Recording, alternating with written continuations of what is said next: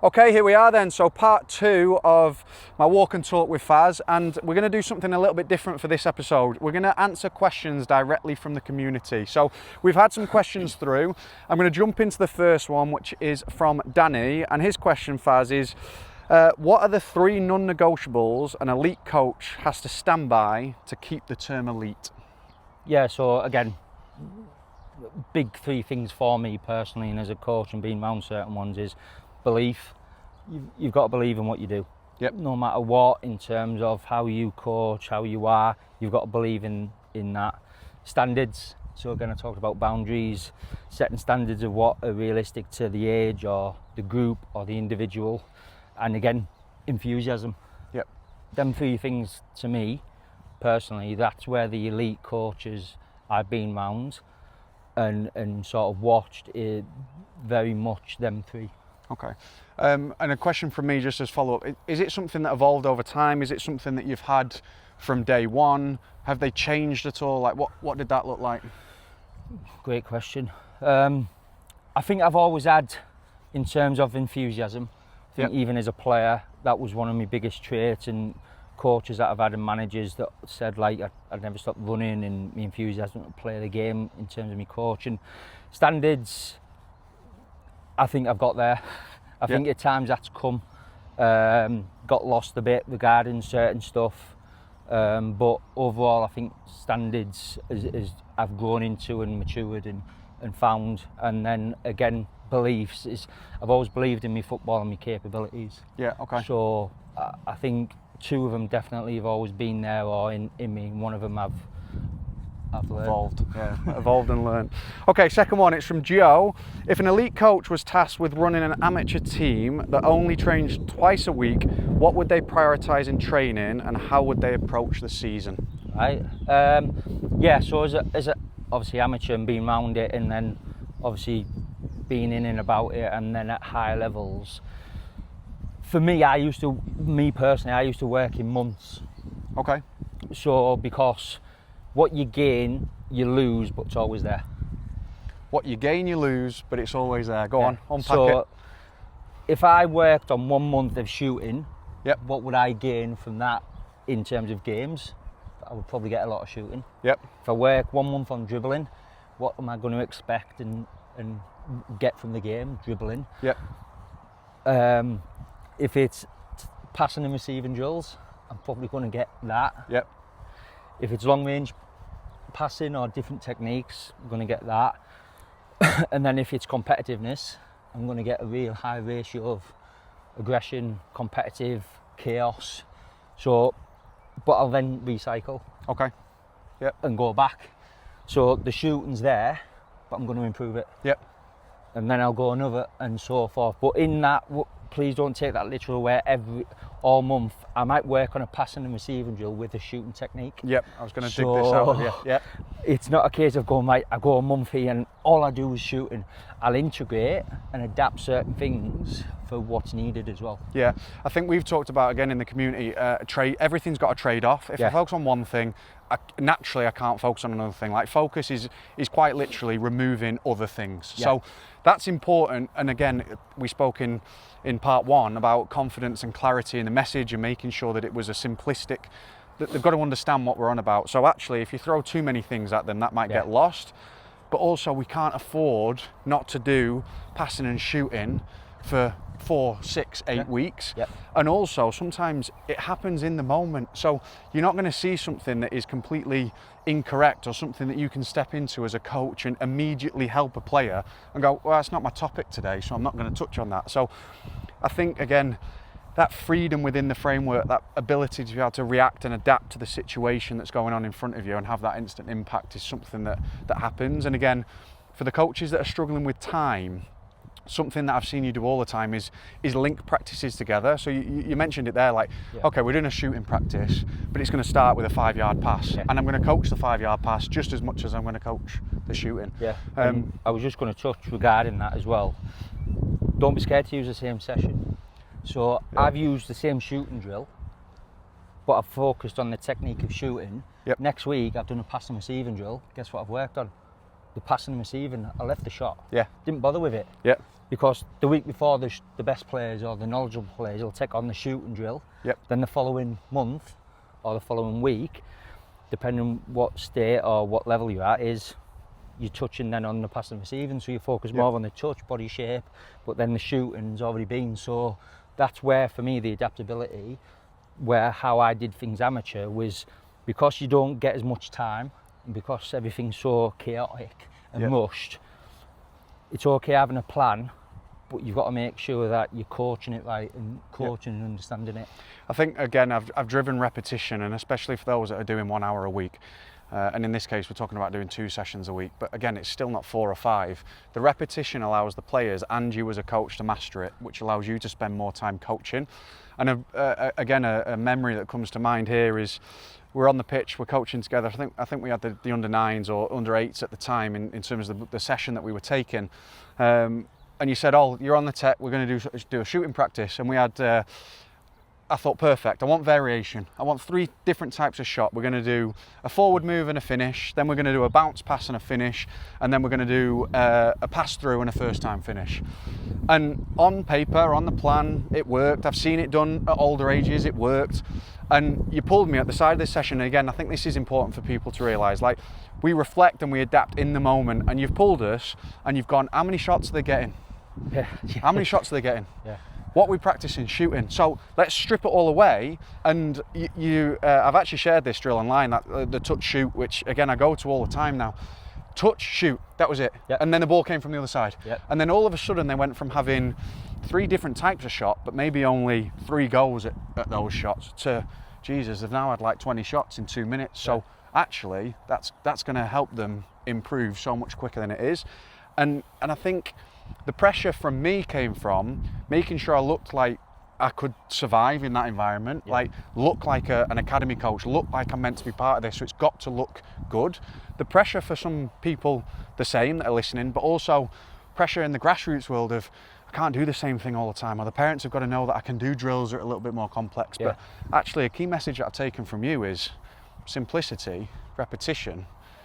That might actually do the trick in certain moments. Well, again, as a coach, teaching kids or improving them, and the same with like yourself that you've touched on during the session, obviously for yourself, how I work and what I believe in and what I do is, and I mentioned it in the first part, everyone's different. Now, I've worked with other coaches where I've had to step in because they needed that in terms of I had to progress it or do certain things, but it was right for them at the time. With you and where you were at that moment, I knew with quick words and coming across and sorting it out would then help you and help the group. Yeah. I see a lot of coaches that I think I don't know if it's ego or it's look at me, and they come in a car crash the session. It's like, you don't need to do that. Yeah. Like, it's not about you. Yep. Do you know what I mean? You've got to help certain people in certain scenarios for the right reason, not come in, step in and go, right, look at me kind of thing. Yeah. And I think that's also key as well for learning and developing coaches or kids. Yeah, I think again there you touched on like the ego bit and making sure it is about the players, and again you've lived or died by that. Like, it's about the players, it isn't about you. Like, again, stories that I can unpack of like, it's there's team photos or one of the first team players walks in and there's pictures. You were nowhere to be seen in those moments. You were pushing the kids at the front of it and going, this is for them, this is their moment, and taking that step. And I think, again, when you talk about beliefs, which we've mentioned so much of, don't say that you've got a belief and then not implement it. I've seen you live and breathe this, like bring those to life, and it was about the kids of they're at the front of the queue here, they're going to get the picture and I'm going to be at the back. So I think loads there that people can learn from. Moving on to the next question then. So this is from Dan. What have you found to be the best cycle use for blocks of learning? So you touched on it slightly. Yeah, I think again, just sort of, for me at amateur level it was monthly. However, at elite level it was weekly. Yeah, okay. Because the standard, the group, and again sometimes depending on, again using the word adaptable, and you can't teach a philosophy in a program to every individual and every group the same. Yep, okay. So even though I might work to the programme, what that individual or that group needs is also put into what I feel at that time will benefit the whole scenario of what's needed. Yeah. So again, sort of touch on it, monthly grassroots because of the time you associate with them and what they need. But again, if you've got a group that are really good at passing and receiving, there's individuals in there that'll need dribbling. Yep. Now if they don't dribble enough, I'd probably work on a little bit more dribbling but link it to passing and receiving. So I'd put them together. Yep. So if people came up to me and said, oh, why are you doing this? There'd always be a reason and a purpose. Wouldn't be just because I'm doing it for the sake of it, or because it looks good, or this session's brilliant, and it's not about that. Yeah. And again, I think that sort of like touches on terms of monthly cycles and weekly cycles. I think anything above that or below that, I think for me personally, is either too long or too short. Yeah, like it. And I think again, so many people can listen to that in terms of just trying to get that balance right again. There isn't a perfect balance. You have to lean into it. We go back to part one when we talked about feel. Yeah. You have to feel what might be right for the group that are in front of you. But don't be afraid to repeat things and then do things with a purpose. Don't just do it for the sake of it. Johnny's question, top 3 things that have inspired you across your coaching journey and why? That's a big one. Right. I think my son. Yep. That's the top one. Obviously, my son was a big one in terms of him, and like he came to me, or should I say, he went to his mum at 5-year-old with a school ticket saying, oh, there's a football club after school, can I go? And then he went into certain age groups and certain things. So I think my coaching really when he was that age became like part of my life, which then has excelled everything else. Yep. So I think like biggest one's my son. The second one is one of my coaches when I was younger. Always stick with us. My first ever coach was Morris, and then I had a coach that really stuck with me called Chris Ord. That was TJFA. He ran all that, but he was at CADA, and the way he made me feel, like no other coaches made me feel like that in terms of until I hit pro regarding certain stuff.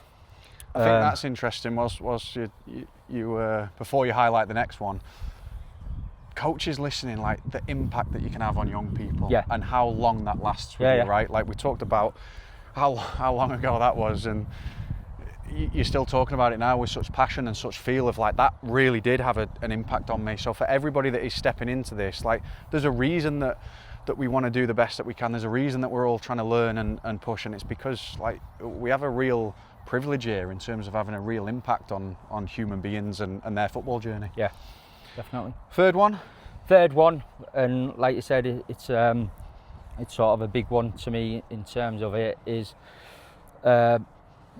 football just in general. Okay.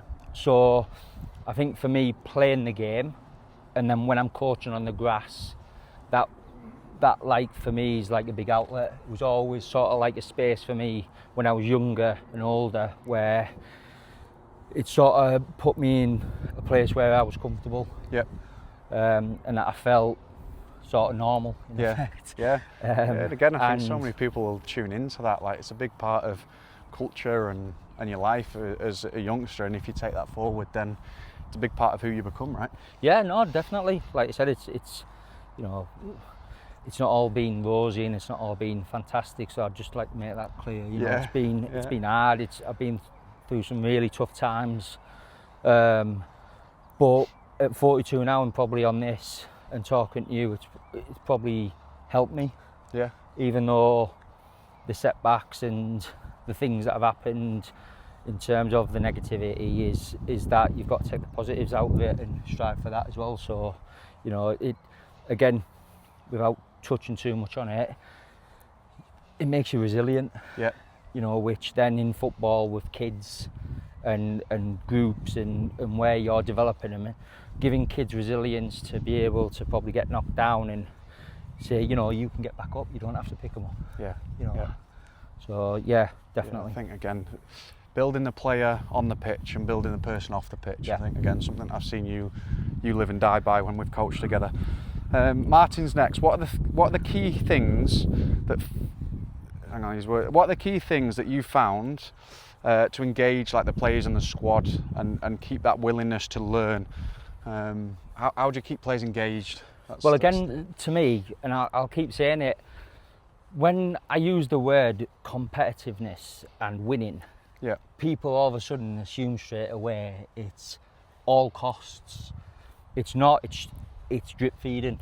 It's feel. It's understanding. Yep.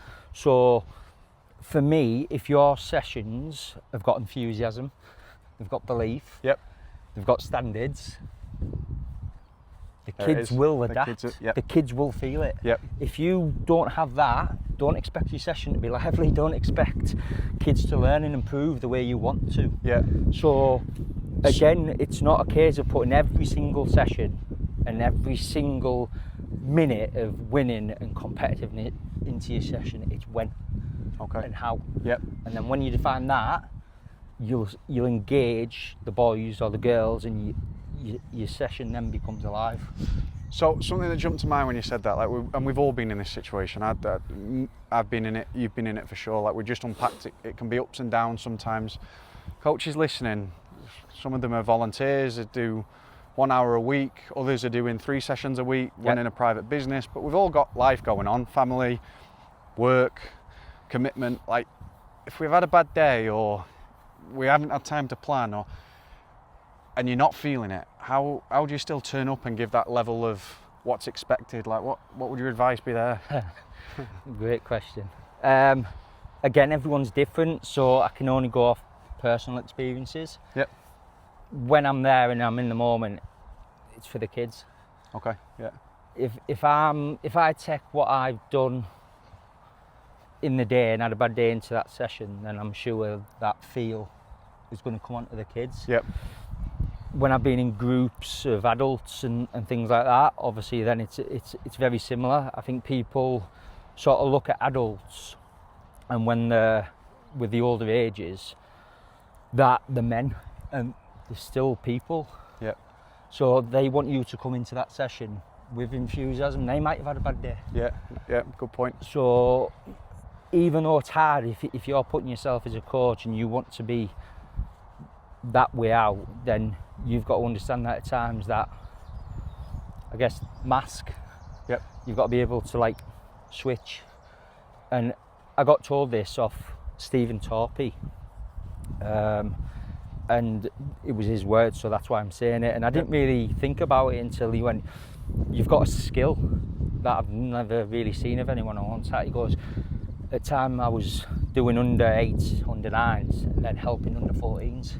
He goes, "You're going from under 8s, under 9 sessions to under 14s, and the way you talk, your mannerisms, and what you do is like totally like different." Yep. Yeah, but they're older and like.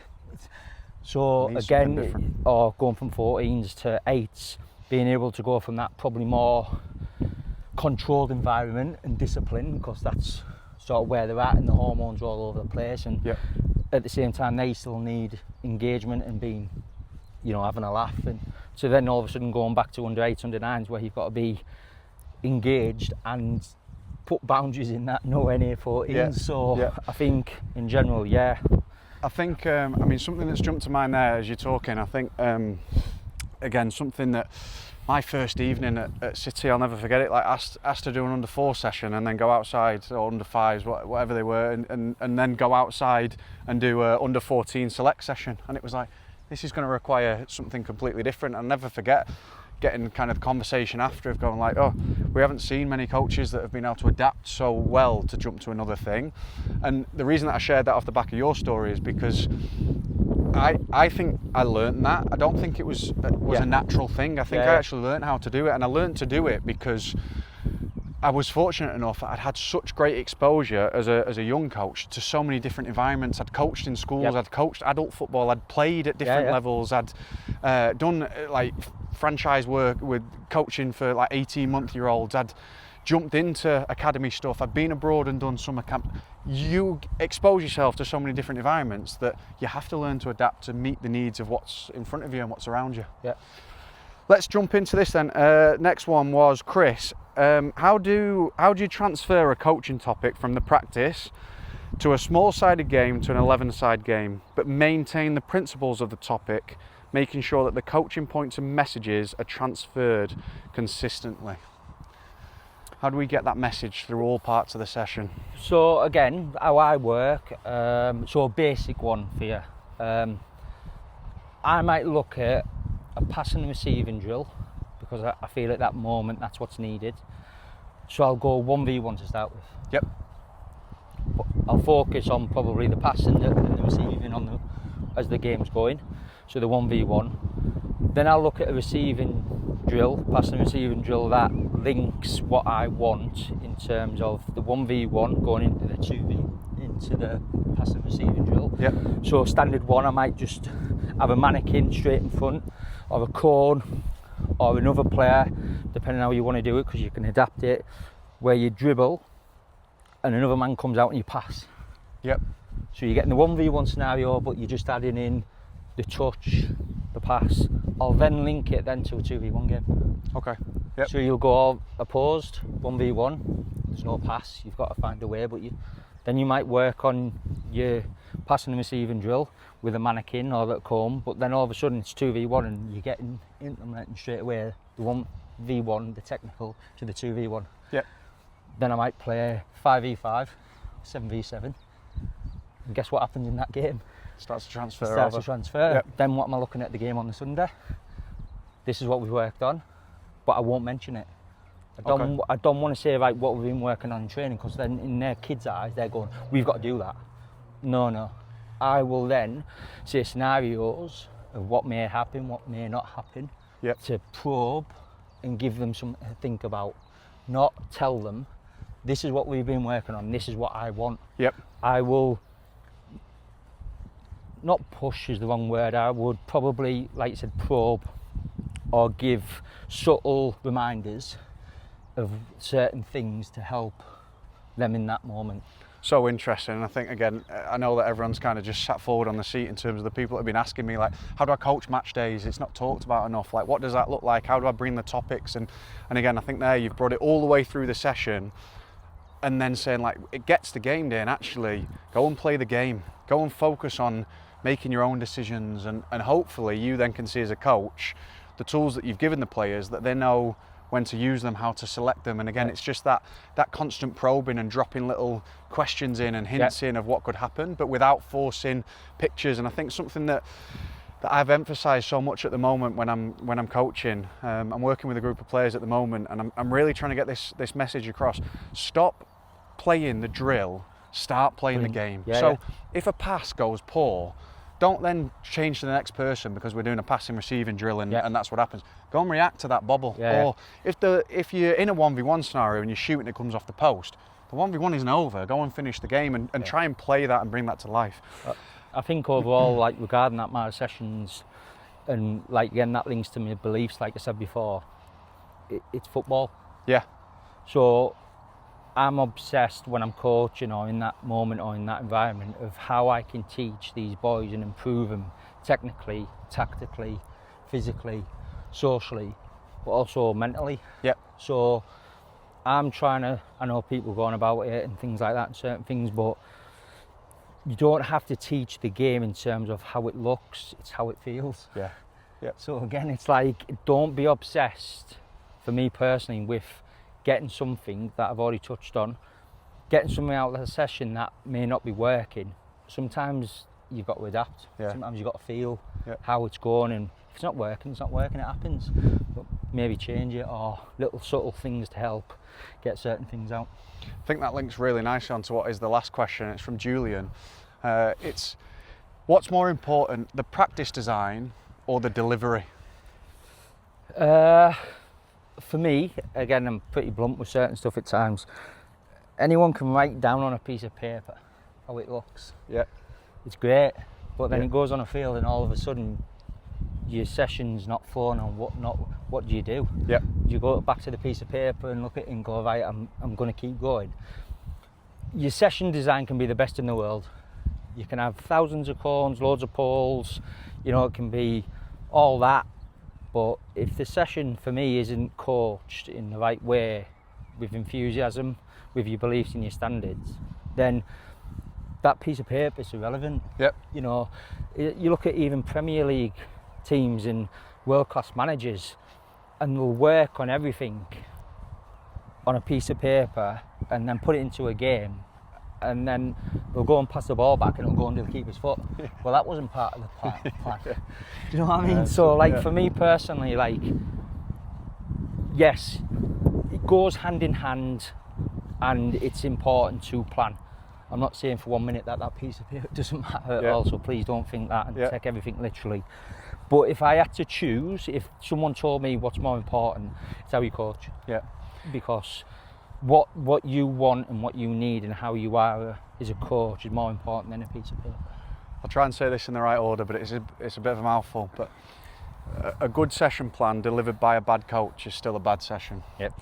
A bad session plan delivered by a good coach will still be a good session. And I think that's the point you're getting to there, isn't it? That, again, bring it to life. And I think you've seen so many messages in the community. You're part of the community. You've seen it, like, what drill do I do? Where do I get this session plan? I'm scrolling online. I'm trying to find this.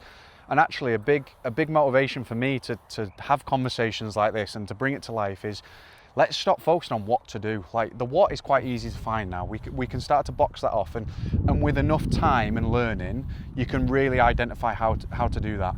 It takes a lot longer to master how to bring that to life on the pitch. And I think if I can help coaches with one thing, with conversations like this, where we can speak to people like you and just get all of that information out of your brain of, this is how you implement this in the real life, and it isn't easy. There's so many different scenarios and so many different ways, but let's focus more on how to do it than what to do. And I think that's where I join you in that answer of, like, it's all about the delivery.